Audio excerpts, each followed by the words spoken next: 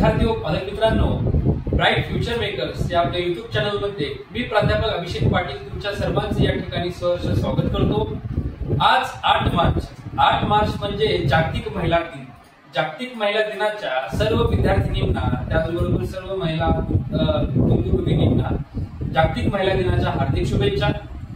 जागतिक महिला दिनानिमित्त मी तुम्हाला या ठिकाणी जो महाराष्ट्र शासनाचा गेल्या वर्षी मोफत शिक्षणाचा जो JR निघालेला आहे त्या संदर्भात मी या ठिकाणी थोडक्यात तुम्हाला माहिती देणार आहे।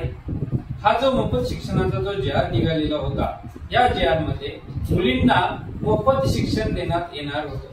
त्यासाठी शासनाने engineering, pharmacy, medical, nursing, physiotherapy असे जे वेगवेगळे प्रोग्राम आहेत या प्रोग्राम मध्ये ज्या मुलींचं शिक्षण ज्या मुलींचं selection MSCET counselling cap round मधून होणार आहे, MSCET काउन्सिलिंगच्या कॅप राऊंड थ्रू होणार आहे, त्याच मुलींना शासनाने मोफत शिक्षणाचा लाभ घेता येईल असं सांगितलं होतं। त्याचबरोबर ज्या मुलींच्या पालकांचे वार्षिक उत्पन्न 8 लाखापेक्षा कमी आहे, वार्षिक उत्पन्न ज्या मुलींचं पालकांचं 8 लाखापेक्षा कमी आहे त्याच मुलींना या मोफत शिक्षणाचा जो JR आहे त्या JR मध्ये लाभ घेता येणार आहे।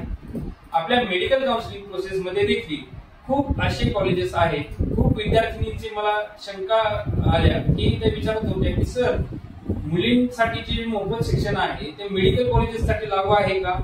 तर आहे, मेडिकल कॉलेजेस साठी सुद्धा लागू आहे।